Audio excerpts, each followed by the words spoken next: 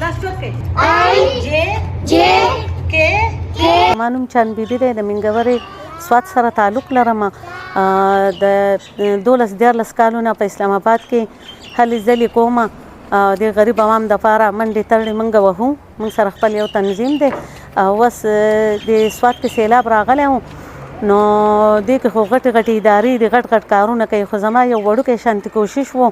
ما وی چې زه د ماشومانو له یو ورکوټی شانتې سکول کولاو کړم. نو دا بلډینګ چې دی نو دا الحمید پبلک سکول پرنسپل چې دی هغو ته موږ خواست وکړو، هغو موږ له دا بلډینګ راکړو، د هغې کلاس یې راکړو، موږ ته یې سهولت راکړو، موږ سره یې مدد وکړو. نو د هغې په وجه باندې موږ دا سکول کولاو کړو.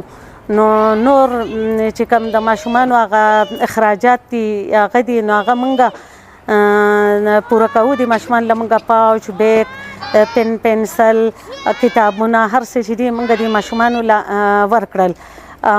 نور هم زموږ کوشش دی چې د ماشومان له یونیفارم جوړ کړو، د ماشومان له موږ بوټ ورکړو که نه.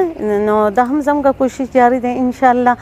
د سکول د اخراجات چې دي نو یو خو دا دی چې په اسلام آباد کې زموږ سره سلای سینټر دی، نو په هغې کې موږ بیگ جوړو، پاوچ جوړو، جولري جوړو، ګلدستې جوړو، نو هغه موږ بیا خرڅوو.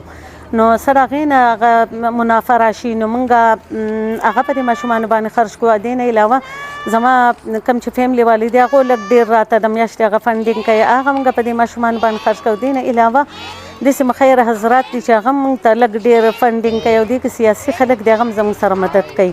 دوی په وجه باندې دا سلسله چې ده دا روانه ده. نور څه غټ فنډینګ موږ ته نه دی شوی، نه داسې د بهر ملک نه یا د حکومت د طرف نه داسې موږ ته هېڅ نه دي میلاو شوي. اوس زه خپل KPK حکومت ته دا خواست کوم چې هغه دې زموږ سره او دې ماشومانو سره مدد وکړي.